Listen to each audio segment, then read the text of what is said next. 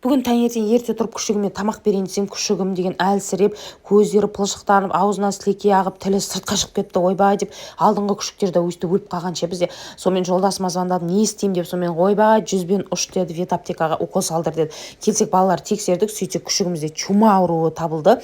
Ондай да ауру бар екен ғой, күшікте қыздар. Мен ойлаған жоқпын, 3 ай сайын салдырып тұру керек екен. Сонымен бірінші күні әкелдік, екінші күні әкелдік. Сонымен аттай болып кетті. Мына жерде балам екеуміз мәз болып қайтып бара жатқан кезіміз ғой. Сосын үйге келгеннен кейін итімізге 100 грамм арақ бердік, сонымен аттай болып кетті ғой, в общем, итіміз. Сосын Тамирис биыл нулевойға барады, сол үшін бала паспортын алмағанбыз ғой садиктен. Соны алдық, медосмотрдан барлығын өтейік деп Тамириске айтып жатырмын ғой. Соңғы рет мына бала бақшаға келуің, суретке, видеоға түсіріп ал, естелік ретінде десем, давай түсір деп түсіріп алдық. Сосын келдік те суретке 3-4 суретке де түсу керек екен, соған түсуге келдік. 63 формасын, в общем, барлығын алып енді нулевойға мәзбіз ғой, енді күштілеп тұрып сабақ оқитындай сөйтіп жатырмыз ғой, енді дайындап, мына жерде ақ рубашкасын, қара юбкасын барлығын киіп, арнайы сөйтіп дайындалып барды да. Сонымен мына жерде барлығын суретке түсіріп алғаннан кейін бір 5 минуттай күттік, сосын шығарып берді.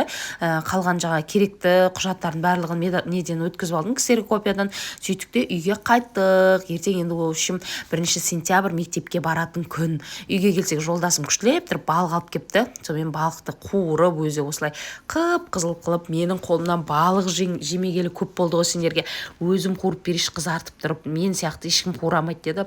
Ойбай, онда өзің қуыршы дедік. Сонымен біздегі мына жақта шай сондайлар дайындадық. Бағана базарда мен клубника, вишня сатып алған болатынбыз. Қой, онда сен балығыңды қуыра бер, саған мешать етпей-ақ қойын, мен вареньеға кірсем дедім де.